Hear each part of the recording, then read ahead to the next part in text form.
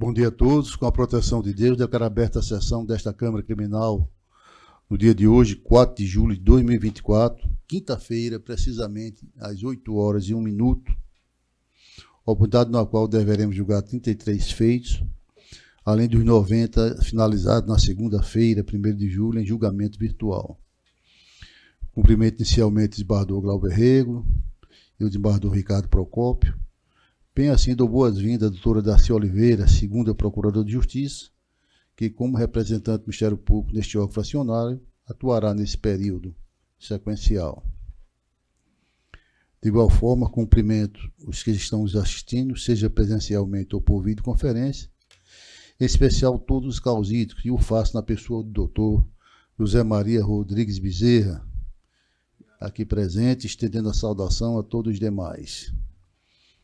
Particularizo meus cumprimentos na pessoa do servidor Paulo Célio Pinto Machado, secretário de Orçamento e Finanças desta Egrégia Corte, em nome de quem cumprimento todos os demais serventuários, colaboradores, inclusive terceirizados e prestadores de serviço. Saúde igualmente os policiais, primeiro o sargento Lemos, segundo o sargento Flávio, que presentes estão a garantir a nossa segurança nesta sessão. Ordem administrativa, leitura, discussão e aprovação data da sessão anterior, eu aprovo. Desembargador Glauber. Desembargador Ricardo Procópio. Também aprovo, presidente. Expediente, senhora Ana Cláudia, existe? Expediente. Não há, excelência. Indicações e proposições. Proponho voto de congratulações pelo natalício da senhora Dina Neme de Araújo de Andréa Maia, esposa do desembargador Amilcar Maia, que ocorrerá no dia 4, aliás, exatamente no dia de hoje, 4 de julho. E também a desembargadora Maria Lourdes Azevedo, cujo natalício e congratulações, comemorações ocorrerão no dia 17 deste mês.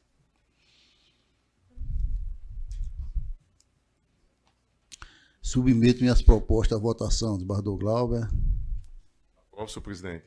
Desembargador Ricardo Procópio. Aprovo também. Aprovadas à unanimidade.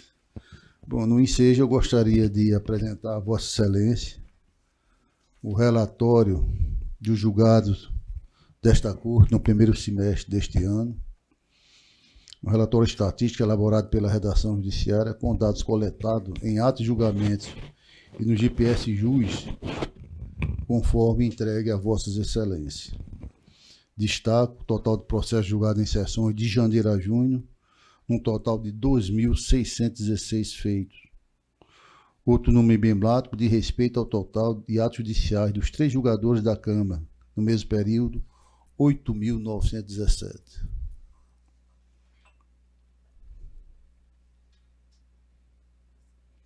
Não tendo mais indicação a fazer, só tão somente renovar aquele apelo que eu tenho feito aos advogados, no sentido de... Pois não, Excelência. Embora eu sei que ele está devidamente visto no ADEC, mas teve um fato aqui que me surpreendeu maravilhosamente. Ajeita o microfone ali, oficial. Maravilhosamente e positivamente. A gente vive num país em que busca vencer as diferenças, as limitações, e quando eu chego aqui na Câmara Criminal e você vê um tablado para que as pessoas portadoras de deficiência especial tenham acesso, notadamente nossos colegas advogados e advogadas, isso muito nos emociona, porque este colegiado, e eu tenho dito, não é nada de bajulatório, faz em vida todos os esforços para que tenhamos um desempenho com denodo e com as condições que a vida nos oferece, seja plena ou com limitações. Portanto, a advocacia não poderia deixar de fazer e pedir que seja anotado essa nossa observação enquanto dirigente da Ordem e membro honorário vitalício da Ordem dos Advogados do Rio Grande do Norte. Eu sei que poderia ser despiciente, mas são com esses acréscimos que a gente aproxima a magistratura, a advocacia e Ministério Público, cada um na sua faina diária, do seu labor diário, nas suas competências diárias. Muito obrigado e desculpa aí pela impertinência, mas eu sou assim. Não deixo passar aquilo que é positivo nas nossas vidas. Mas não houve impertinência, não. Ao contrário, oportuno as palavras de Vossa Excelência, a quem agradecemos, Excelência. Queremos restar a presença em nosso ambiente de trabalho, nossa assistência dos doutores Márcio Lima e Alisson Falcão, assessores do nosso GDSS. Muito obrigado pela presença. Lembraria os advogados, como temos feito, na hora de usar a tribuna, seja presencialmente ou à distância, a linguagem adequada ao momento, né? A vestimenta também adequada, principalmente além do paletó e o terno em si, não é? O uso da beca, inclusive com o torçal verde. A gente não pode esquecer que o verde representa a advocacia. O vermelho, o Ministério Público, os senhores desembargadores, preto, representa branco, é o juiz de primeiro grau. Então é muito importante que essa apresentação se faça presente em todos os momentos, né? E tem alguns advogados que querem fazer sustentação de casa, o cachorro latindo atrás do vídeo, uma senhora doente passando. Então a gente tem muito cuidado com isso e eu tenho admoestado no sentido de que nos auxilie nisso aí. Mas vai chegar um ponto que nós vamos ter que exigir, né? Nós estamos fazendo um trabalho de conscientização, já oficiei a OAB nesse sentido, não é? Ser advogado tem que ter a sua beca, um dorsal correspondente. O preto pressupõe-se de outra categoria. E o cargo exige realmente muita dignidade. Bom, para indicação de proposta, passa a palavra ao desembargador Glauber Rego. Senhor presidente, somente destacar, já o fiz em outras oportunidades e não poderia deixar de fazê-lo mais uma vez. Como destacou o doutor José Maria, Vossa Excelência, num ambiente, num órgão fracionário, tem conseguido destaque com coisas pequenas no sentido monetário, não tem despesa, mas que tem um significado grandioso. Então, parabenizar o trabalho desenvolvido por Vossa Excelência à frente deste colegiado. São pequenos detalhes e Vossa Excelência observa com bastante pertinência. Tem um que eu já vou deixar aqui para que a gente possa desenvolver, que acredito que já esteja sendo imaginado, né? Que na TV ali seja, no momento da defesa oral, informado o número do processo, como acontece lá na Justiça Eleitoral, né? Então, também, mas aqui eu acho que seria interessante também para o advogado, que tá, a ordem a ordem de julgamento. O nome das partes. A ordem de julgamento que ia Perfeito, facilitando o advogado que está aí presente. Então, eu falei isso agora, eu imagino a cobrança que o desembargador Saraiva vai fazer na equipe aí. Viu? E destacar também, senhor presidente, a presença do doutor Márcio Lima e de doutora Priscila, que está aí conosco também na plateia, os dois. Então, não desmerecendo os demais, mas merecem o destaque. Pois então, sejam bem-vindos. Todos, né? Doutora Priscila também. Eu não porque eu não gravo, né? Os meus eu gravo, porque se não gravar... Mas... para indicação de produção, desembargador Ricardo Procópio. Presidente, apenas me associo às proposições já feitas e, inclusive, ratifico os destaques do doutor Márcio e doutora Priscila aqui no plenário. Quem conhece esse tribunal sabe da importância desses servidores para os trabalhos dessa Câmara Criminal. Só, Excelência. Só isso, presidente. Obrigado, Excelência. Com a palavra a doutora Daci Oliveira. Bom dia a todos. Eu quero agradecer os votos de boas-vindas, Vossa Excelência. E eu aproveitar para parabenizar você que já está aqui há algum tempo, o doutor desembargador Ricardo Procópio, pela assunção do cargo de desembargador. Deus lhe proteja e ilumine nas suas decisões. Parabenizar a Câmara, né, por um relatório desse aqui de julgamentos de janeiro a junho, um total de 2.600 processos, é muita coisa, é muita importância para a nossa sociedade, nesses dias de que a criminalidade está crescendo, que é uma coisa interessante, de que organizações criminosas, eu que trabalho no criminal já há mais de 25 anos, só em crime, na verdade 38 anos, né? Porque eu sempre trabalhei como promotora, com tudo, né? E como procuradora criminal, eu sinto isso. Então, é muito importante essas decisões da Câmara Criminal para a nossa sociedade. Desejo um bom trabalho a todos e um bom dia. Obrigada, Excelência. Excelência, agradecemos a Vossa Excelência. Passamos à ordem jurisdicional. E o primeiro a ser julgado é o número 1 da pauta, da minha relatoria, Operação Criminal 080, 4503, 59, 2023, apelante Érian de Lima Fernandes, advogado Dr. Gustavo Moreira. O processo está em mesa, Dr. Gustavo dispõe a partir de agora de até 15 minutos, Excelência.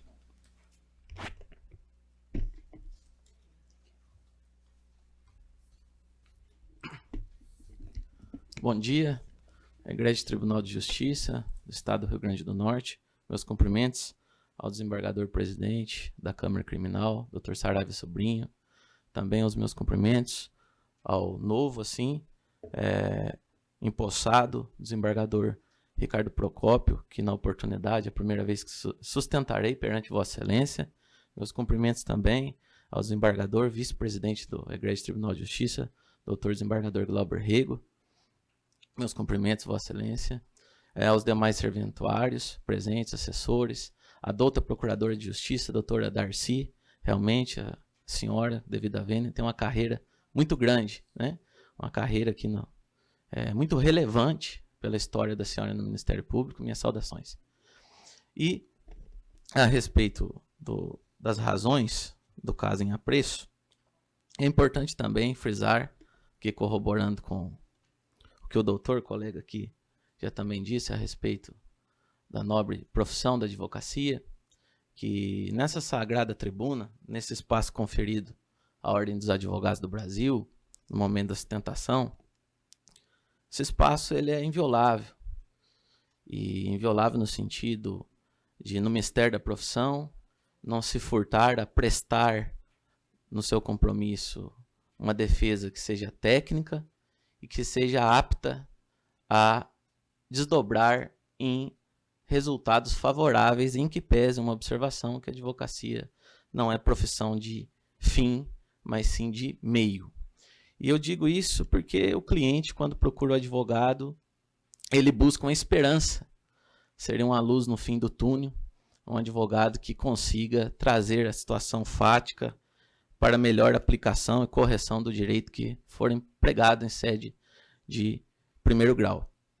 Nesse caso aqui, trata-se de uma capitulação que considera indevida, nas razões dessa defesa, da que fora atribuída no édito condenatório a tipificação do artigo 157, parágrafo 2º, inciso 7, e parágrafo 3º, inciso 2, todos do Código Penal.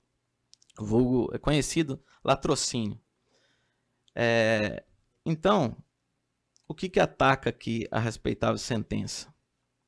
As razões aqui a serem empregadas, e eu digo as razões no sentido até as razões de fato, que é muito importante também, em que pese a defesa sempre traga perante Vossa Excelência situações do direito, da técnica jurídica, do entendimento jurisprudencial, da tipificação, de qual seria um injusto adequado, mas também o advogado tem que ter a cautela de trazer os fatos, porque somente com os fatos podemos, em uma análise jurídica, empregar corretamente a capitulação. Então, nos fatos em questão, por que não se amolda ao injusto, ao tipo do latrocínio? Vejamos uma diferenciação básica aqui. Quando a violência é empregada, no caso do latrocínio, no roubo com resultado morte, é quando a violência empregada, da qual deve resultar morte, ou se dirige à subtração ou após a efetivação, esta busca assegurar a posse da coisa ou a impunidade do delito patrimonial que constitui a finalidade da ação. Diversamente, tem o concurso de homicídio e roubo, ou concurso de homicídio e furto, quando a morte da vítima, em razão de animosidade pessoal de um dos agentes, segundo a própria versão dos fatos e da não acertada decisão condenatória à qual a finalidade específica, em tese, delituosa empregada, teria sido a subtração de uma suposta arma, esta inexistente, nunca existiu, já antes do fato, então, e após, em razão da subtração de um suposto relógio, uma carteira e um veículo. Esse veículo, uma observação aqui, que ele foi utilizado para fuga. Vejamos, quanto ao fato, o que aconteceu lá no dia conforme os autos, que consta nos autos? O apelante, ele trabalhava para a vítima, enroçado, em limpeza lá da granja. Só que, diante desses dias de labor, ele foi ameaçado pela vítima. E houve provocações, palavras de baixo calão, que não é necessário recitar, porque Vossa Excelência tem conhecimento dos autos, já viram das palavras que se tratam lá, das ofensas, xingamentos proferidos injustamente pela vítima. Então não cabe ao caso aqui citá-los, não vejo necessidade. E em razão disso, munido, atordoado por violenta emoção, por injusta provocação da vítima, e isso corrobora muito com os fatos, porque foram por golpes de facão, 13 ferimentos pérfuro-incisos e 22 ferimentos. No total, foram 35 cutiladas. Então, 35 cutiladas na região dos ombros, das costas. E esses requintes, eles só demonstram, e confirmam, corroboram com a sustentação da defesa, no sentido que a presença do ânimos necandi e não do ânimos furandi da subtração. Muito se esquece, com devida vênia ao parecer da douta Procuradoria, ao invocar a respeito de um suposto relógio, uma carteira e um veículo, mas isso foi após esse homicídio. Então, o que aconteceu foi um homicídio. Pode ser um homicídio em concurso com furto, pode ser um homicídio até em concurso com roubo, pode ser um homicídio qualificado, mas latrocínio não se amolda à situação fática. A pessoa, com seu ânimo de latrocínio, se faz necessário uma indagação, 35 cutiladas com requintes de crueldade, vamos dizer assim, para poder subtrair um relógio e uma carteira? Então, eu acho que não é razoável pela situação em contexto fático e quanto às demais provas corroboradas presentes nos autos aqui em julgamento. A morte aconteceu primeiro e a suposta subtração aconteceu depois. Muito foi trazido a respeito de uma arma de fogo, que após a morte da vítima teria procurado, buscado em um quarto uma suposta arma de fogo e assim não teria encontrado o apelante. Mas essa arma nunca existiu. E por que a arma de fogo nesse contexto? Porque ele foi ameaçado e é sabido que a vítima era policial reformado, militar reformado, já havia se aposentado e, em tese, pela ameaça de morte proferida em desfavor do apelante, ele pensava que ali haveria uma arma de fogo. Tentou encontrá-la após. Mas essa arma não existiu, nem antes e nem após. Foi encontrada também, não tinha arma. Daí só ficou escorado o Ministério Público no sentido do relógio, da carteira e do carro. E esse relógio, a carteira e o carro, que poderia corroborar com o injusto latrocínio, foram deixados, não permaneceu na posse ali dessas réis, da coisa subtraída, não permaneceu ali com o apelante, ele já abandonou aquilo junto com o veículo. Na verdade, ele utilizou o veículo para fuga. Então, o intento aí não foi ceifar a vida da vítima para subtrair. Isso aí está claro diante dos fatos. E se diante dos fatos o ânimos não era o ânimos furandi, e sim o ânimos necandi, está incorreta devido à vênia a classificação, a capitulação do latrocínio. Então, como não se amolda a correta capitulação do injusto de latrocínio, e sim a capitulação do homicídio, e entende pelo homicídio privilegiado por injusta provocação da vítima, por violenta emoção, a provocação anterior, e assim, pelos requintes, pelas 35 cutiladas, fica claro que a competência, né, então requer seja dada a competência adequada também ao rito, que seja submetido ao Tribunal Popular, ao Tribunal do Júri, perante um conselho de sentença, né, perante ao povo, que seja julgado esse injusto lá pelo procedimento do júri. E é nesse sentido que encaminhou a defesa. Não há tese absolutória, não foi levantado nem em sede de primeiro grau tese absolutória, mas sim a tese da desclassificação, da troca dos injustos, qual melhor se amolda. Aqui nessa tribuna, em que pese recente o tribunal nessa localização atual, já sustentaram grandes advogados e assim ainda sustentam. E quando o advogado sobe a esta tribuna com máxima vênia, ele vem dar voz ao seu cliente, a pessoa que está reclusa e que sente que está sendo injustiçada.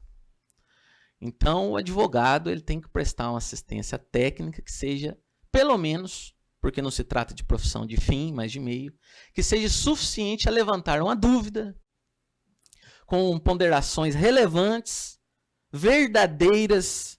Advogado que se preze vem aqui trabalhar com o que está nos autos e não com teses e conjecturas. Não combina com a advocacia, acredito que não combina com o Ministério Público e também não combina com a magistratura. Nós trabalhamos com o que está nos autos e não, né, com conjecturas. E com fato nisso, que eu mencionei, o que se encontra nos autos na situação fática, é até um pouco atípico para mim, porque você tem muita questão jurídica, né?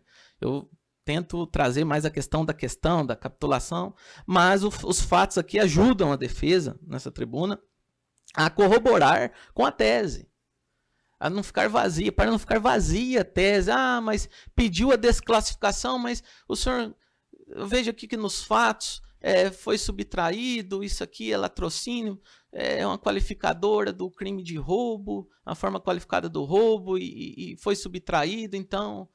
Não é nesse sentido. Tem um contexto todo por trás, um contexto fático todo.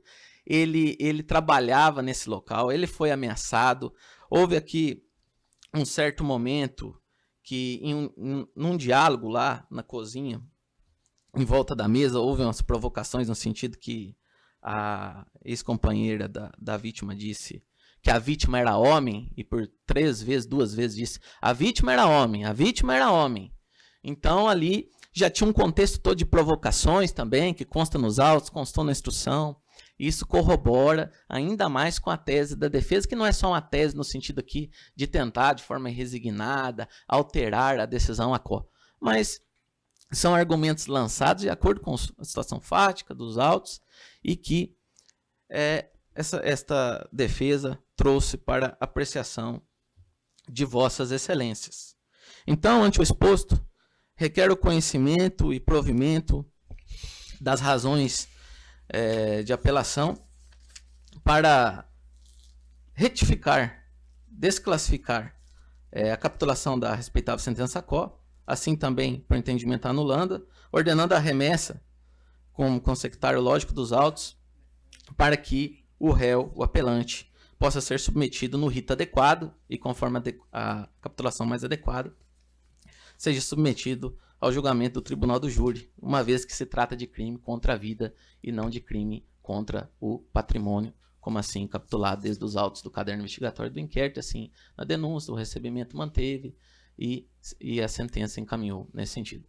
Agradeço o tempo dispensado ao simples advogado, que com muito labor, vim do estado de Minas Gerais, tenho militado aqui na advocacia, vai completar 2 anos agora em outubro, que eu tenho de forma muito aguerrida labutado aqui no estado do Rio Grande do Norte, na advocacia criminal.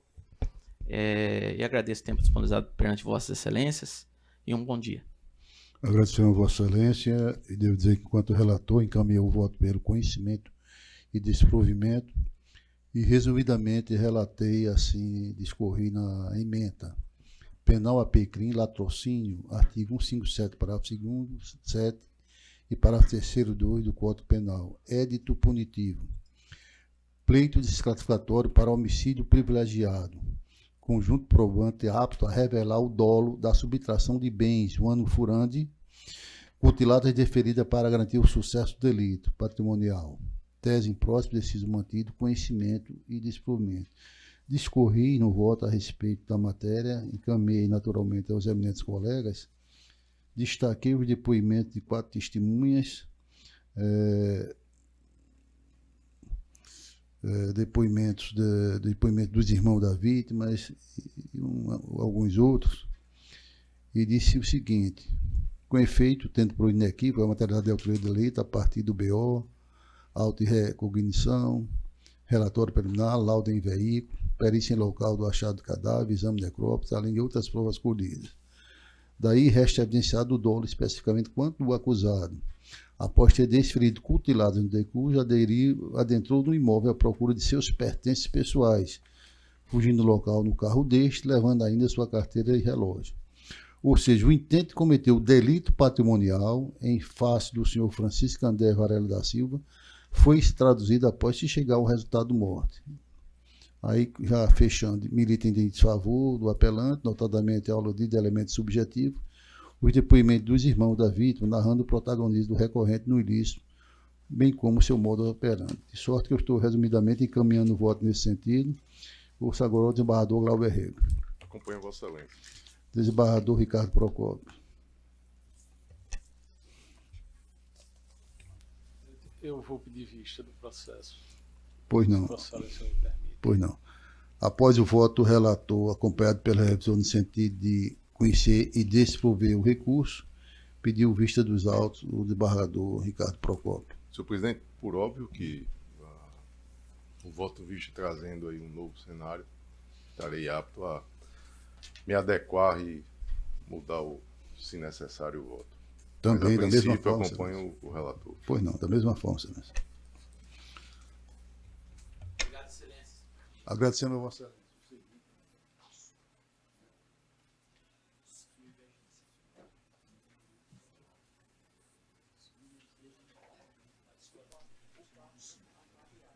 Senhor presidente, tem na plateia o doutor Zé Maria. Eu acho que é um processo que eu tirei de mesa na sessão passada. Se puder prestigiar a presença dele. É o de número 6. Apelação criminal. Isso. Após tentação oral, o relator suspendeu o julgamento do processo para reanálise da matéria. Esse é? Exatamente. É o apelo criminal número 80-20-81, dígito 08-2023. Pois não, Excelência, você não tem a palavra. Senhor presidente, eu, na sessão passada, após a defesa oral, eu retirei o processo de mesa, né, suspendi o julgamento para que fosse possível uma nova análise a partir daquilo que foi trazido na defesa oral. E eu fiz uma adequação em meu voto, senhor presidente, em específico aí na dosimetria. Eu, para não incorrer aí na possibilidade de, considerando que o processo é em segredo de justiça, identificar vítima ou até mesmo acusado, eu me limito a ratificar o que está escrito no sentido de desprover o recurso com relação ao pedido de absolução. No entanto, na dosimetria, foram 3 circunstâncias judiciais: culpabilidade, circunstâncias do crime e consequências do delito, senhor presidente. Eu mantenho a culpabilidade, a fundamentação é idônea. Quanto às circunstâncias, eu estou compreendendo como inidônea, uma vez que se utiliza dos mesmos argumentos para negativar estas circunstâncias judicial. E até mesmo o Superior Tribunal de Justiça já decidiu que em delitos sexuais comumente praticados às ocultas, a palavra da vítima possui especial relevância, desde que esteja em consonância com as demais provas dos autos. Isso aqui no agravo regimental, no agravo em recurso especial 19.36.398. Ou seja, com relação ao momento em que aconteceu, de modo que eu a tenho como inidônea esta circunstância, do mesmo modo as consequências do delito, senhor presidente. Eu também assim compreendo e os fundamentos estão aí, inclusive trazendo jurisprudência do STJ. E, por fim, com relação à fração para cada circunstância judicial. Na origem, foi aplicado o quanto de 6 meses, não, em que pese o quanto de 6 meses, hora requerido, não encontrar compatibilidade com qualquer dos parâmetros adotados pelo STJ, 1/6 ou 1/8, compulsados os autos, verifique que o critério utilizado pelo juiz Acó também não o fez. Então, eu estou aqui aplicando a fração de 1/8 e se observa com isso, para cada circunstância, no caso somente uma, a fração de 1 ano e 4 meses. Não, 1 ano e 4 meses não, 10 meses e 15 dias. Estou endoidando. Exatamente. Então, de modo que a pena definitiva fica em 8 anos, 10 meses e 15 dias de reclusão, senhor presidente. Mantido aí o regime fechado. É o meu voto. Pois não, senhor desembargador Ricardo Procópio. Acompanho o relator. Também proclamo e também acompanho e proclamo que o recurso foi conhecido e provido parcialmente, à unanimidade de voto, nos termos propostos pelo relator, em sintonia com a primeira PJ.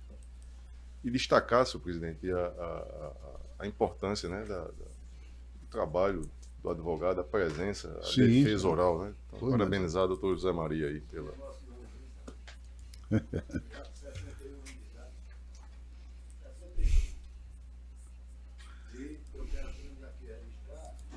Estou sendo impertinente, às vezes o desembargador, eu digo isso com carinho, nada de contrafação. Mas daí a importância, e a advocacia agradece, e aqui eu quero despersonalizar. Tanto eu chamo na primeira pessoa,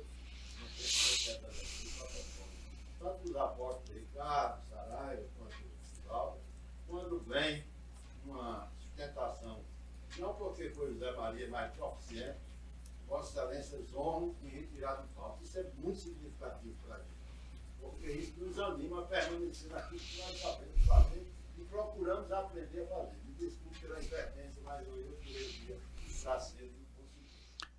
Pois não, Excelência. O seguinte é o número 5 da pauta, habeas corpus. Habeas corpus. Muito obrigado, Zé. Habeas corpus 080-7816-31-2024, paciente Leoneide Gomes de Araújo, impetrante Daniel Maia de Oliveira Júnior. Após o voto do relator, que sou eu, conhecendo e denegando a ordem, o vídeo dos desembargador Glauber Rego, desembargador Ricardo Procópio, declarou aguardar voto visto. Em mesa, Excelência? Em mesa, senhor presidente. A matéria, ela é já conhecida aqui nos debates neste colegiado, e eu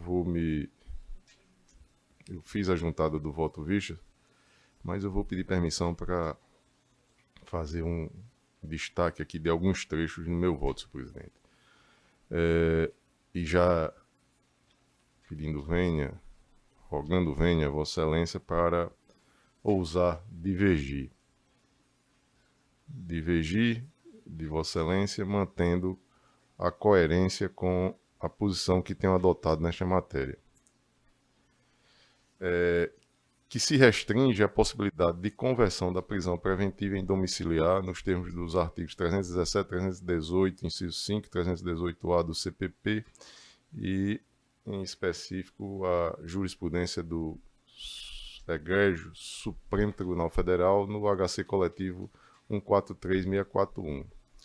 Sua Excelência, o desembargador Saravia Sobrinho, ao denegar a presente ordem de habeas corpus, os fez com o argumento de que, e aí eu faço aqui a transcrição do voto de Vossa Excelência, e, em resumo, ratifica o que disse o magistrado de origem, de que a negativa da conversão se dá em razão de que a narcotraficância tenha sido realizada na moradia dos infantes.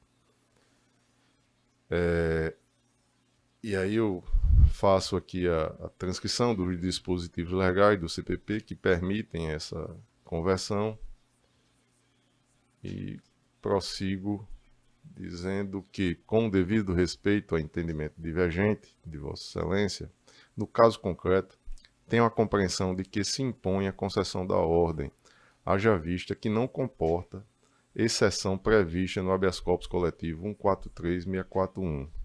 Ora, o egrégio STF determinou a substituição da prisão preventiva pela domiciliar, sem prejuízo da aplicação concomitante das medidas alternativas previstas no artigo 319 do CPP, de todas as mulheres presas, gestantes, puérperas ou mães de crianças com até 12 anos sob sua guarda ou pessoa com deficiência, enquanto perdurar tal situação, excetuados os casos de crimes praticados por elas mediante violência ou grave ameaça contra seus descendentes ou ainda em situações excepcionalíssimas, as quais deverão ser devidamente fundamentadas pelos juízes que denegam o benefício.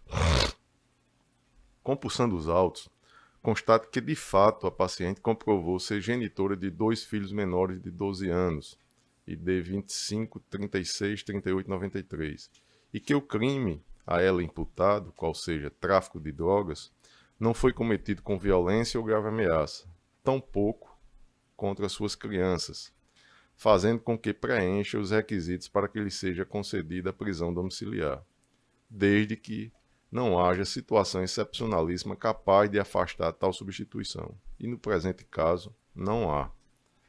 Isto porque, examinando o caderno processual, verifico que a paciente é tecnicamente primária.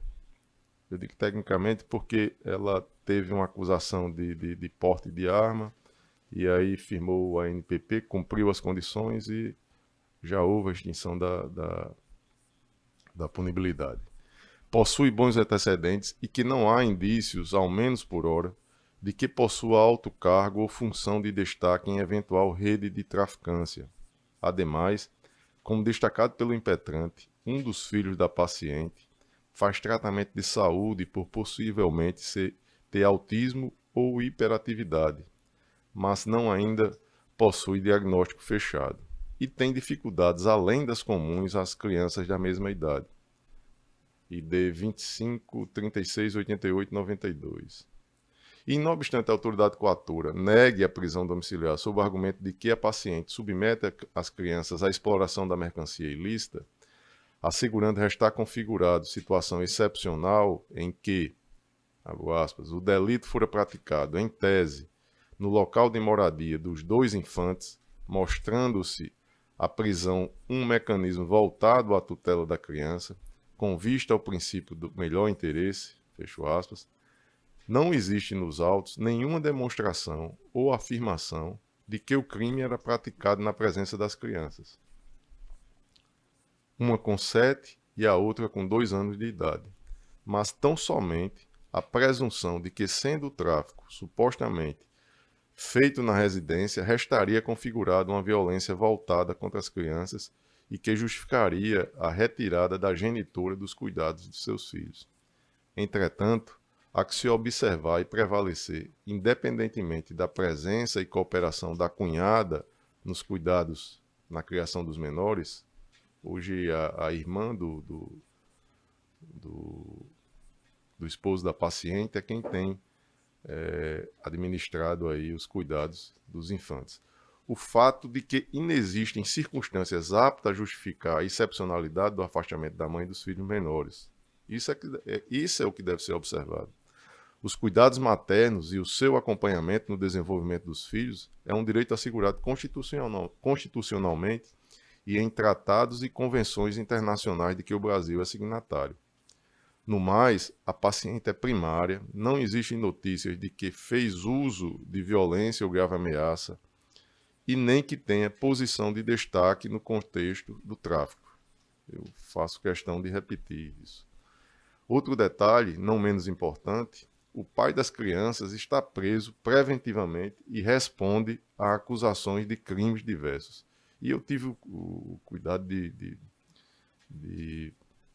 observar o caderno processual, até mesmo a altura do dado policial, ele deixa a compreender que o marido, o pai das crianças, faz uso da mulher nesta empreitada criminosa, colocando para ela uma importância que, e aí somente a instrução vai ser desenvolvida e observar, não lhe seria própria. Ademais, não se desconhece a existência de jurisprudência, em especial na 5ª turma do STJ, em que se nega a prisão domiciliar quando a denunciada faz uso da sua residência para o cometimento do crime de tráfico. Essas decisões, entretanto, sempre retratam situações de elevada gravidade, tais como reincidência específica ou prática de outros ilícitos penais associados ao tráfico de drogas. Não há isso também no caso concreto. E aí eu faço aqui a referência aos julgados neste sentido, peço permissão para não lê-los, e digo mais. No entanto, a jurisprudência recente do Tribunal da Cidadania, e aí eu trago agora da 6ª turma, concedendo a substituição da prisão preventiva pela prisão domiciliar, em casos inclusive mais graves do que o ora analisado. E aí eu faço aqui a transcrição de um julgado agora do ministro Rogério Schietti, no agravo regimental no HC 787497, Santa Catarina, publicado no Diário da Justiça Eletrônico em 16 de março de 2023. Disse Sua Excelência que a circunstância de residirem no mesmo imóvel não induz necessariamente a que esteja a conduta do tráfico sendo praticada contra os filhos, ou que eles estejam sendo pessoalmente vitimados pela conduta da genitora. Então, me parece aqui muito próximo do que estamos julgando. Um outro, este do ministro Antônio Saldanha, 6ª turma, HC 551676, a origem aqui no Rio Grande do Norte, disse Sua Excelência que, na presente hipótese, a paciente é mãe de 3 crianças menores de 7 anos.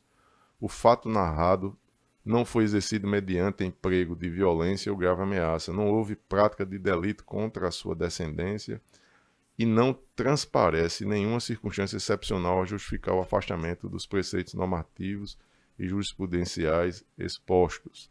Ordem concedida para confirmar dano vilar, a liminar deferida, substituir a prisão preventiva por domiciliar. E aí sem prejuízo de outras medidas. E neste caso aqui, também muito próximo do que estamos julgando. Uma outra da 6ª turma, ministro Sebastião Reis Júnior, no mesmo sentido, Olindo Menezes, o ministro Olindo Menezes, no agravo regimental no HC 763861, São Paulo, também no mesmo sentido.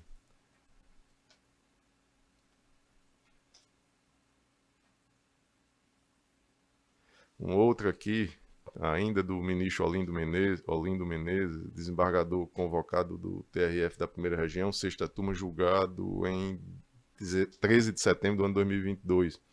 E neste disse Sua Excelência que o fato de ter sido agravada, flagrada com 340 gramas de cocaína, 780 gramas de maconha e lança-perfume e de que os entorpecentes foram encontrados na própria residência da paciente, não constitui motivação específica acerca de situação excepcional relativa à prática do delito com violência ou grave ameaça ou contra seus filhos. Ou seja, também uma situação muito próxima da que estamos julgando. Na quinta turma, agora em 6 de setembro de 2022, ministro Reinaldo Soares da Fonseca, no agravo regimental no HC 763-204, São Paulo, disse também, entendeu pela conversão da prisão preventiva em domiciliar em situação muito próxima da que também estamos julgando. Ainda na quinta turma, também o ministro Reinaldo Soares da Fonseca, agora em 2024, foi publicado no Diário da Justiça Eletrônica, dia 18 de abril de 2024. Disse Sua Excelência que, com relação ao pedido de prisão domiciliar, no particular, embora a defesa tenha comprovado que a acusada é mãe de criança menor de 12 anos, as instâncias ordinárias indeferiram a substituição da prisão preventiva pela domiciliar, tendo em vista que as drogas foram apreendidas no interior da residência na qual o agravante habita com a criança. Aí disse o ministro relator: esse entendimento, contudo, é contrário ao firmado pelo STF no julgamento do HC coletivo 143641, no qual a expressa afirmação de que não configura situação excepcionalíssima apta a evitar a concessão da ordem, no caso concreto, o fato de o flagrante ter sido realizado pela suposta prática de tráfico de entorpecentes na residência da presa. Então, termina Sua Excelência o ministro Reinaldo Soares da Fonseca, dando provimento ao agravo regimental para substituir a prisão preventiva por prisão domiciliar.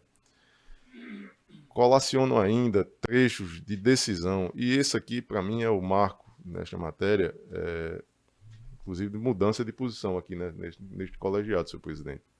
Eu, até então, eu tinha uma posição no mesmo sentido da que ora traz Vossa Excelência. No entanto, a decisão do Egrégio Superior Tribunal de Justiça no HC 560-412, origem aqui no Tribunal de Justiça do Rio Grande do Norte, e que teve a minha relatoria, foi modificado no sentido de possibilitar a conversão da preventiva pela domiciliar. Eu votei pela denegação da ordem para não admitir a substituição da preventiva pela prisão domiciliar a paciente em situação mais grave do que a hora aqui agora estamos julgando. E lá a relatoria foi do ministro Reinaldo Soares da Fonseca, na quinta turma. E disse Sua Excelência que o tribunal local, por sua vez, reiterou que a paciente usava a própria residência para armazenar as drogas. E por isso, entendo ser evidente um risco à integridade física e psíquica da filha menor. No caso, observa-se que a paciente é mãe de uma criança menor de 12 anos, com idade de 3 anos, nascida então, que o crime pelo qual é acusado não envolveu violência ou grave ameaça, nem foi cometido contra seus descendentes. E aí disse Sua Excelência que, a fim de proteger a integridade física e emocional da filha menor e pela urgência que a medida requer, impõe-se a autorizar a substituição da prisão da paciente, a prisão preventiva, pela prisão domiciliar. E eu me recordo que nesse caso concreto não era somente tráfico, tinha uma acusação também de associação para o tráfico, que era um caso em que envolvia, inclusive, acusações de que ela tinha destaque em eventual organização criminosa.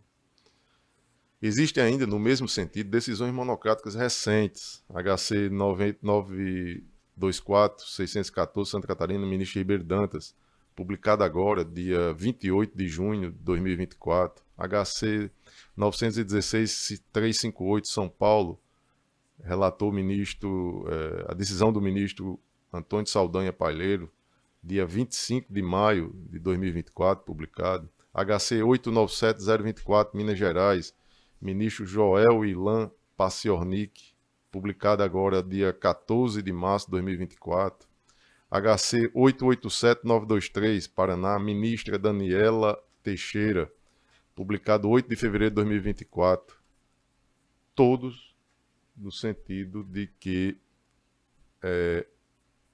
o tráfico, a droga encontrada na residência não é obstáculo ao deferimento, à concessão da conversão da prisão preventiva em prisão domiciliar. E como bem destacou a ministra Daniela Teixeira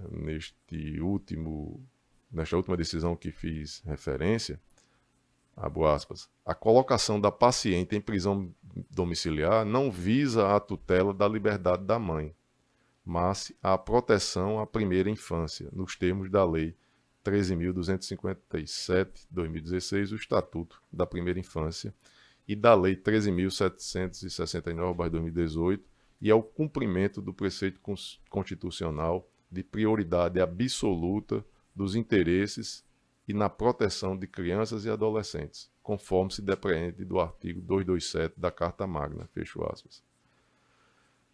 É certo afirmar, por consequência, que a negação de prisão domiciliar para mulher gestante ou mãe de filho menor de 12 anos exige fundamentação idônea e pontual, independentemente de comprovação e indisponibilidade da sua presença para prestar cuidados aos filhos, sob pena de infringência do artigo 318, inciso 5 do CPP. Digo isso porque, a princípio, a informação é de que as crianças estão sob os cuidados da cunhada.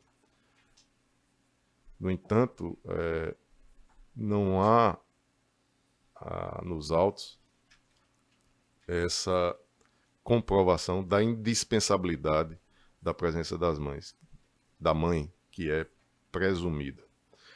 Portanto, dada a necessidade de observância à doutrina da proteção integral à criança e ao adolescente, e em razão de todo o exposto e restando demonstrado que a paciente faz jus à prisão domiciliar, concedo a ordem de habeas corpus nos termos do entendimento firmado pelo Egrégio Superior Tribunal Federal, no julgamento do HC coletivo 146641, São Paulo, a origem, e as disposições pertinentes do CPP.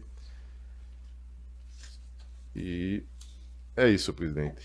Renovando as vênias de estilo, anoto a minha divergência para votar em dissonância com o parecer da 4ª Procuradoria de Justiça, conhecendo do presente habeas corpus, conceder a ordem para determinar a substituição da prisão preventiva de Leoneide Gomes de Araújo por custódia domiciliar, salvo se por outro motivo não deva permanecer em prisão preventiva. E ainda faço aqui a agregação aqui de cautelares diversas, né? As previstas no artigo 319, inciso 1, 2 e 4 do CPP. É como voto, senhor presidente. O presidente ouvi perfeitamente as razões de Vossa Excelência, realmente digna de um estudo bem feito, mas que infelizmente não nos convence a voltar atrás. E eu disse isso no meu voto quando invoquei a imprescindibilidade da medida para assistência direta aos filhos menores, sob pesar necessário do resguardo da ordem pública social. Se trata de uma família, inclusive marido e mulher, conhecidos na comunidade como pessoas que traficam regularmente. E o juiz sentenciante, a quem eu rendo minhas homenagens, disse com muita segurança, em que pese as alegações apresentadas pela defesa da denunciada, estando devidamente comprovado ser genitora de duas crianças menores de 12 anos, tem-se que o pedido formulado não merece acolhimento por não se mostrar recomendável a medida. Exatamente a sensibilidade que o juiz tem que ter, que eu vou ler na frente, que o Supremo recomenda, por não ser recomendável a medida. É imputado e denunciado a prática de tráfico de droga em sua própria residência, o que inviabiliza, no caso concreto, sua prisão domiciliar, por não se preocupar, em tese, a perpetrar o delito na possível presença de seus filhos, o que coloca em risco o bem-estar dos infantes, em risco, sendo incompatível com o princípio da maternidade responsável. Nós estamos diante, respeitosamente, de uma maternidade irresponsável. Disse o juiz Fritz que não há como garantir a uma mãe o direito de assistir seus filhos se ela própria aparentava pouco se importar com o bem-estar dos infantes, ao ponto de praticar, em tese, a traficância no mesmo local em que as crianças residiam. Sua Excelência, ainda muito feliz, como eu disse, ele destaca: as drogas foram encontradas na residência da requerente, que inclusive assumiu a propriedade, envoltas em pequenas porções, prontas para a difusão ilícita, podendo ser localizada com a facilidade pelas crianças. Quer dizer, uma exposição gratuita, digamos assim. Mas à frente que a autoridade policial, a investigada, reconheceu ser a proprietária de todo o material ilícito encontrado em sua residência. Nesta mesma toada, a douta quarta PJ. É disso que a jurisprudência tem admitido a conversão da custódia preventiva em prisão domiciliar, mas somente em situações excepcionalíssimas, que não é o caso. Quando a pessoa ser beneficiada é não apenas necessária aos cuidados da pessoa menor com deficiência física, mas sim imprescindível. Todavia, essa circunstância não restou comprovada dentro dos documentos que acompanham a inicial. Mais à frente,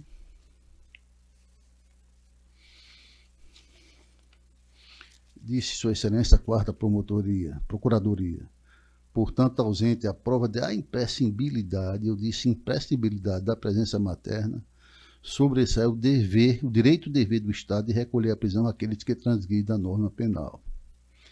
Disse ainda, conforme já dizia o Supremo Tribunal Federal, a conveniência da medida prisional deve ser regulada pela sensibilidade do magistrado, a reação do meio social e a ação criminosa.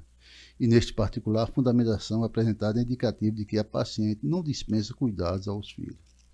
Trago o STJ nessa linha de raciocínio, isso aí no ministro João Otávio de 21, quando ele diz: quando as instâncias ordinárias concluírem pela dedicação da custodiada ao tráfico de entorpecente, pode ser a residência local de prática delitiva, colocando em risco a criança. É o que eu concebi desta maneira.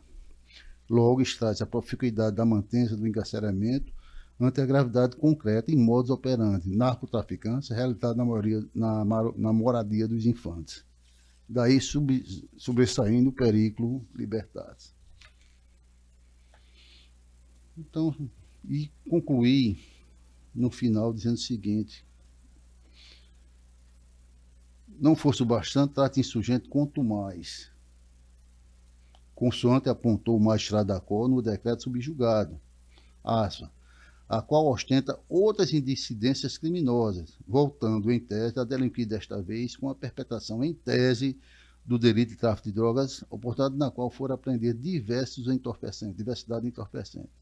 Então, nesse sentido, mantenho o voto pela denegação da ordem e ouço agora o desembargador Ricardo Procópio.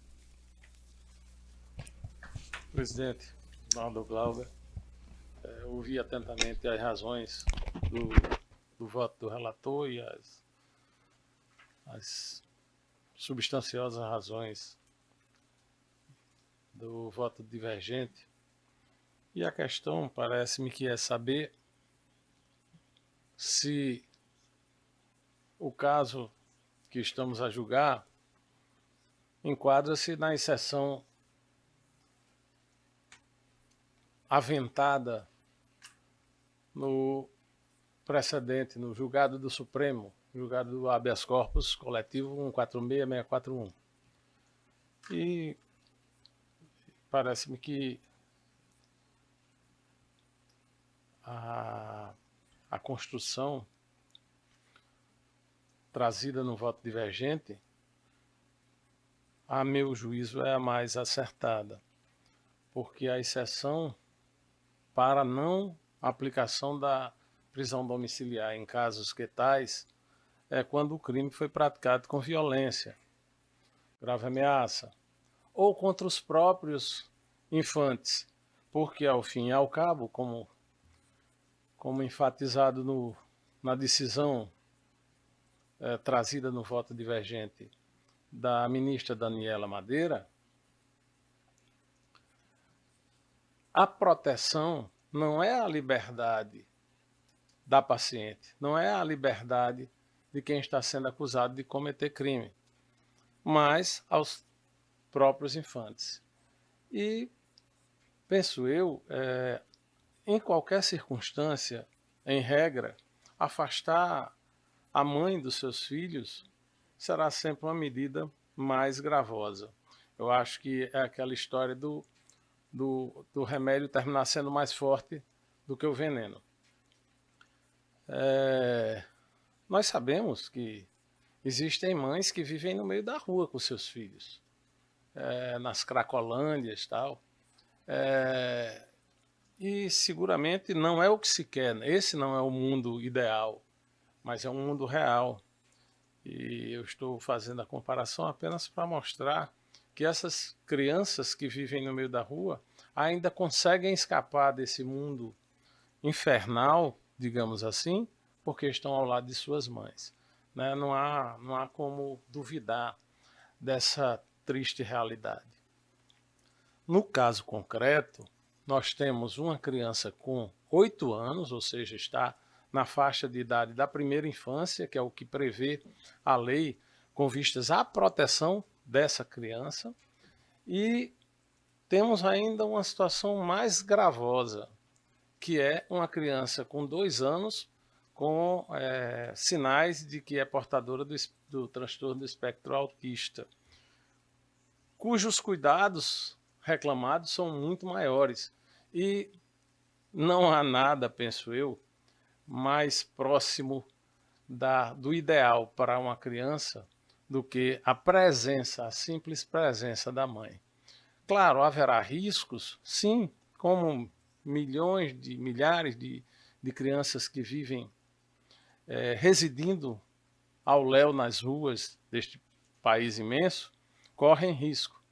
Se nós formos puxar muito pelo assunto, nós vamos encontrar riscos naqueles que, em sua própria residência, guardam armas de fogo, mesmo dentro da legalidade, porque os riscos fazem parte da vida. Se fosse para eliminarmos todos os riscos, como teve ensejo de dizer o ministro Barroso, deveríamos então fechar os aeroportos, encerrar a construção civil e tantas outras atividades, porque, de um modo geral, nós sabemos que a vida encerra riscos o tempo todo. Eu compreendo perfeitamente a preocupação do eminente relator e, num primeiro momento, estava em dúvida, sim, porque realmente é uma situação dramática que estamos a julgar, é um caso dramático. Mas acho que o desembargador Glauber dissecou o tema com muita profundidade, trazendo não só a ênfase sobre o que é realmente a exceção trazida no habeas corpus coletivo 146641, julgado pelo Supremo Tribunal Federal, mas também mostrando como está se posicionando a jurisprudência do tribunal, que é a orientação para o direito federal, que é o Superior Tribunal de Justiça. Então, sem me demorar mais, porque eu acho que os votos, tanto do relator quanto do eminente desembargador Glauber Rego, todos os dois votos exauriram o assunto, exauriram o conhecimento do tema de uma forma muito rica. Eu estou apenas pontuando por que me filio ao voto divergente e concedo a ordem nos moldes do voto do desembargador Glauber Rego. É assim que voto, presidente. Pois não, senhor. Então, ordem conhecida e concedida por maioria de voto, anotada a divergência do desembargador Saraiva Sobrinho. Senhor presidente, só para fazer um destaque, pois não, senhor. Desembargador Ricardo, que lá no final, que não é uma permissão para que ela retome a atividade criminosa. Lá está dito que ela vai ter ciência, né, das cautelares diversas e que, na eventualidade de voltar a delinquir, não lhe será mais concedido o direito de permanecer em prisão domiciliar. Então, perfeito. Não é um salvo-conduto para que ela possa retomar a atividade criminosa, mas sim para que possa estar ao lado dos seus filhos. Pois não. Redator para o acordo, desembargador Glauber Rego. Vencido, mas não convencido. O seguinte é o número 7 da pauta da minha relatoria. O agravo interno é habeas corpus 080-3668, 15/2024, agravante do Ministério Público. Aqui houve uma divergência de Vossa Excelência, no primeiro momento, embargador Glauber, eu pedi para retirar de mesa para reexaminar a matéria. Mas, infelizmente ou felizmente, eu mantive o posicionamento original no sentido de conhecer e desprover o recurso. Como vota Vossa Excelência? Eu estou ratificando a divergência e fiz um voto aí, uma lauda apenas, para essa matéria, senhor presidente. A gente, como eu disse na sessão passada, a gente chegou a enfrentar e com a presença do doutor Ricardo Tinoco, né? Inclusive eu trago aqui um julgado em que Sua Excelência foi relator e que foi o HC conhecido e a ordem concedida.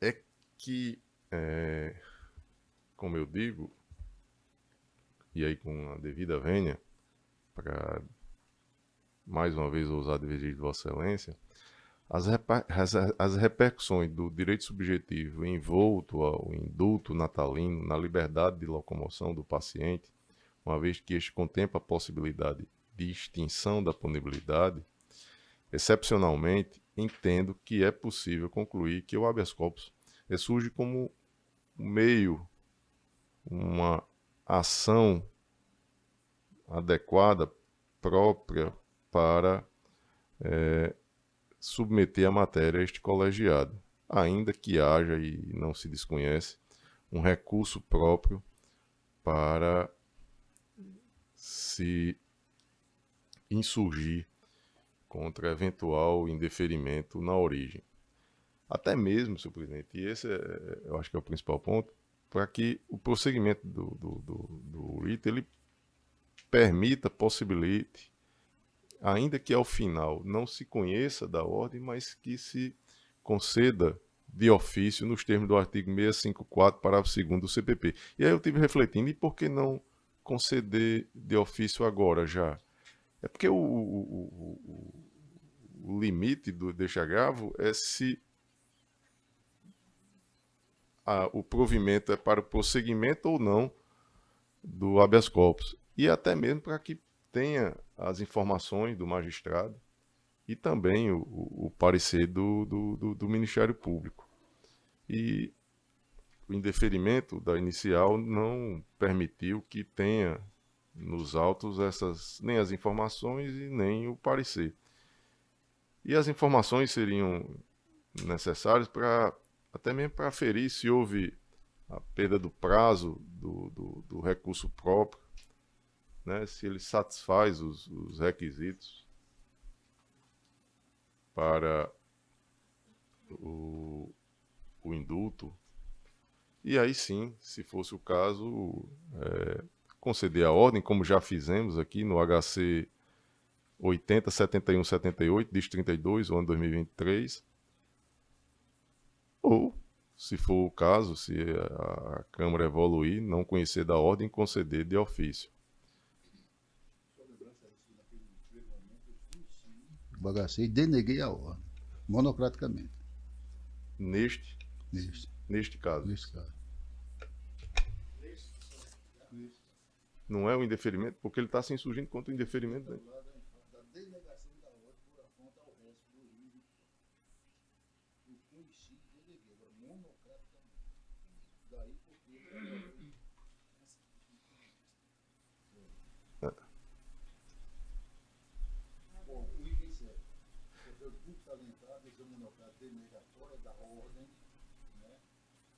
Precedente vinculante do STJ, enquanto a resposta... Com relação a isso, não 932, tem discussão. Seria, até mesmo já enfrentamos aqui que seria possível. Então, senhor presidente, com essa informação, eu vou, mais uma vez, pedir a compreensão dos pares para que eu retire, tenha vista dos autos ainda, para que possa trazê-lo na próxima sessão. Se for o caso, acompanhar a Vossa Excelência. Porque aí eu entendo que seria possível. Já está, Vossa Excelência... Já está denegando. Já deneguei. Já está denegando. Não é o caso de indeferimento da inicial. Não foi denegação. Não é o caso de indeferimento da inicial. Então, Até mesmo porque, neste caso, seria possível a defesa oral, né, se ele quisesse aqui no julgamento do agravo, e até mesmo a concessão de ofício, se fosse o caso também. Porque já que Vossa Excelência denegou, é porque tem nos autos as informações necessárias para... Tem Vossa Excelência pede vista, é isso? Eu continuo com vista, então. Sim, continua com vista. Não, Ok, continua com vista. Bom, agora vamos para... Tem uma suspeição, né? No 8. Tem o 8, foi convocado o desembargador João Rebouças. O 5.2, agravo execução penal, número 080-40-301, agravante Antônio Flávio da Silva, advogado doutor Francisco Chaga Medeiros. É o número 2. Ele pediu sustentação oral, mas desistiu, é isso? Da relatoria de Vossa Excelência, doutor Ricardo Procópio. Número 2, agravo execução. Vossa Excelência tem que estar encaminhando o voto pelo desprovimento. Eu estou acompanhando, desembargador Glauber. Também. Então, agravo conhecido, desprovido da unanimidade. Número 3, número 4, não é isso? Não, só o 3. E só o destaque nesse número 2, porque tem as faltas graves são de 2021 e 2022, não é isso, doutor Ricardo? Desembargador. As faltas graves no 2 aí são do ano de 2021 e 2022, não é isso? Estão menos de 5 anos. E são... Ok, então prosseguindo a um pedido de parecer oral, número 3 da relatoria do desembargador Ricardo Procópio, operação criminal 080-1539-69 2023. Tem mesa, Excelência? Um pedido para a desembargadora, ou procuradora, doutora Daci. Parecer oral já foi analisado. Inclusive, os dois processos do desembargador Ricardo são precedentes, gratuita, de eletricidade, então isso é consonância com apoiando as preliminares. Eu estou citando logo os dois, que eu já recebi. O 4 também. Qual o encaminhamento no 3, doutor Ricardo?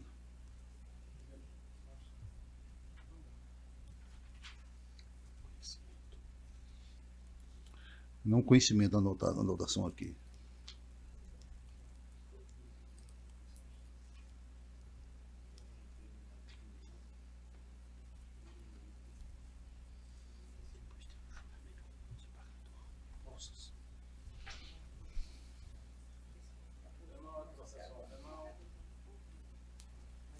Já está. Sentença condenatória, homicídio qualificado, tentado e disparo de arma de fogo. Declino aqui a tipificação. Sentença condenatória, apelação defensiva, preliminar de não conhecimento parcial do recurso quanto aos pedidos de absolvição e exclusão das qualificadoras suscitada pela Procuradoria de Justiça. Acolhimento, inadequação às hipóteses de fundamentação vinculadas. Inteligência do artigo 593, inciso 3 do Código de Processo Penal. Soberania dos vereditos, preliminar de não conhecimento parcial do apelo quanto ao pleito de reforma na dosimetria da pena suscitada pelo relator. Acolhimento, ausência de impugnação específica, violação ao princípio da dialeticidade e recurso não conhecido. Isso. Também, senhor presidente. Ratifico. Então, recurso não conhecido a unanimidade de votos. O seguinte é o da relatoria doutor Ricardo Procópio, é o número 8 da pauta, embargo de declaração em operação criminal 010-44-49-47-2018. Embargante Ministério Público, embargado Erivan de Medeiros. Aqui, em razão da minha suspeição, foi convocado o desembargador João Rebouças, que já comunicou que já está nos assistindo. Passa a presidência do trabalho ao desembargador Glauber Rego. Muita honra, assumo a presidência, dou as boas-vindas ao desembargador João Rebouças. Seja bem-vindo, desembargador João. Processo já apregoado. Eu passo a palavra ao relator, do desembargador Ricardo Procópio. Agradeço, presidente, a franquia da palavra. Cumprimento o desembargador João, que é muito bem-vindo, como sempre. Eu vou tentar abreviar aqui o julgamento, fazendo a leitura da ementa e com algumas observações. Embargo de declaratórios em apelação criminal. Pretendido efeito infringente.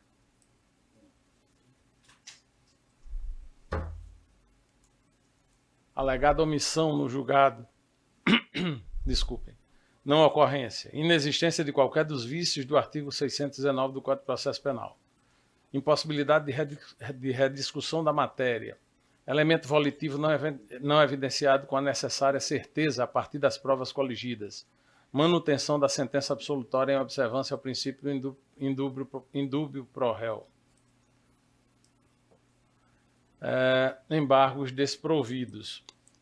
E então, presidente, desembargador João, só um instante.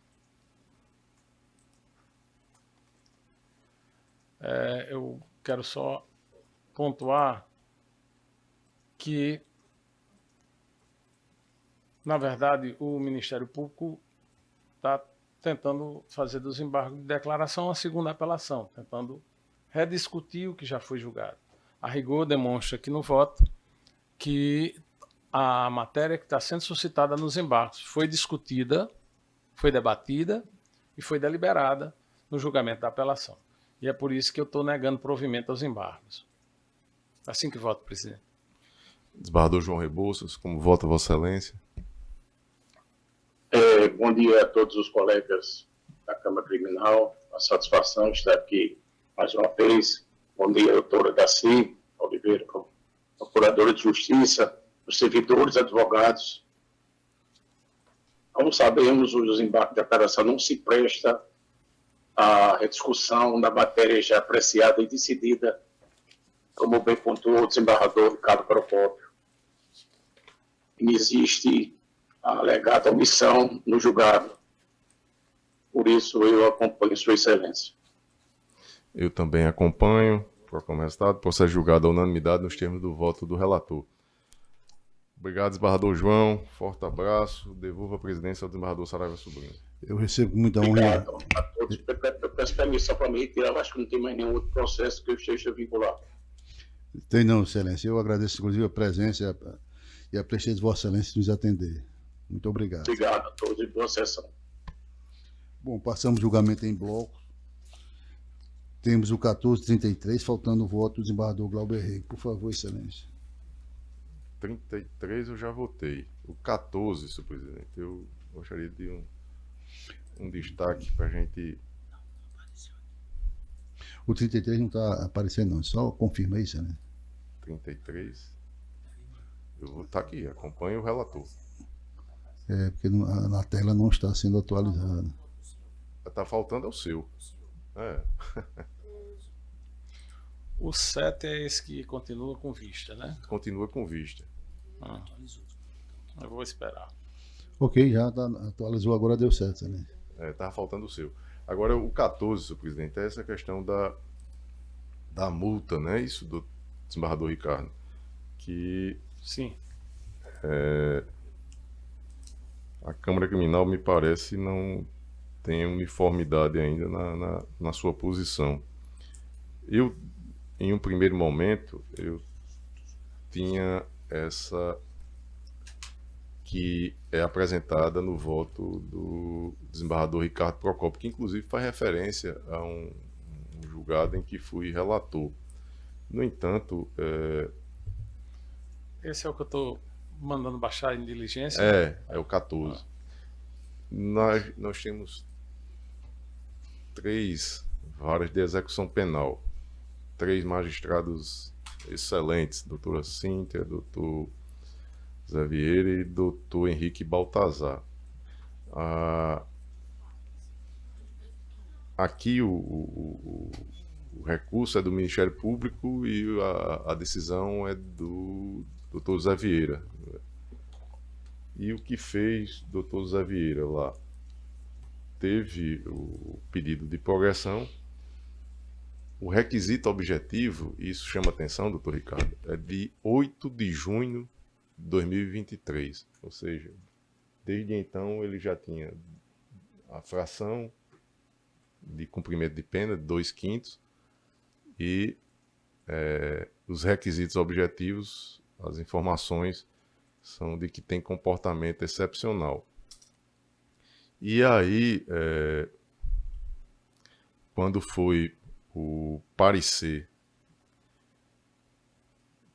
para a progressão, o Ministério Público disse que ele não atendia o requisito subjetivo porque não tinha feito o pagamento da multa. E o magistrado,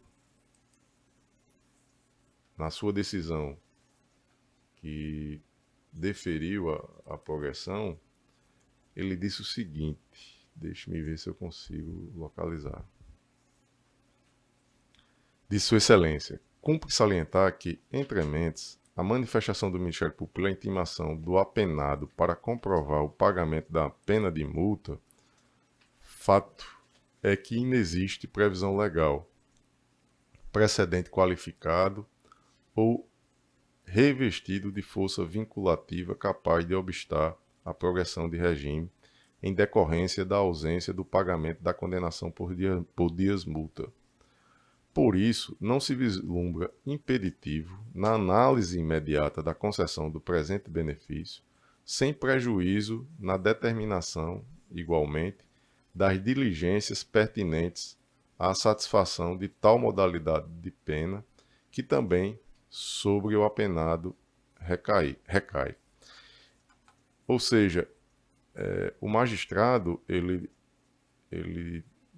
decidiu, na minha visão, no sentido de que não houve dispensa do pagamento da multa.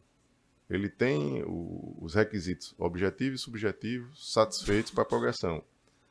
E até o final desse cumprimento de pena, que ainda restam 3/5, não é isso? Ele já acredito que menos. O Ministério Público pode, e o próprio magistrado, a própria execução, diligenciar no sentido de que, tendo ele condições de pagar, o faça. E me parece essa posição ser a que hoje prevalece no STJ. Essa matéria mudou agora em 2024. Tinha o tema 931, se não estou enganado, inclusive que norteou uma nota técnica aqui do GMF, de que o apenado ele deveria demonstrar que não tinha condições de realizar o pagamento da multa.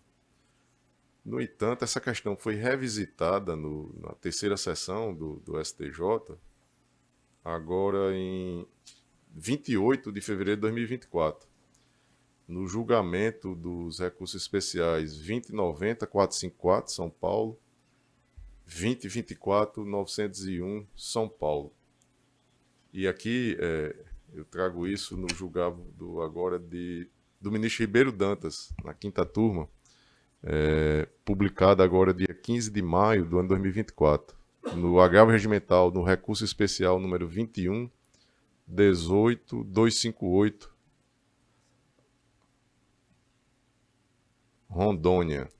E disse Sua Excelência que, em 28 de fevereiro de 2024, no julgamento dos recursos especiais que já fiz referência, referido tema foi novamente revisitado pela terceira sessão desta Corte Superior, tendo sido estabelecido que, abro aspas, o inadimplemento da pena de multa após cumprida a pena privativa de liberdade ou restritiva de direitos não obsta à extinção da punibilidade, ante a alegada hipossuficiência do condenado, salvo se diversamente entender o juiz competente em decisão suficientemente motivada que indique concretamente a possibilidade de pagamento da sanção pecuniária. Fecho aspas.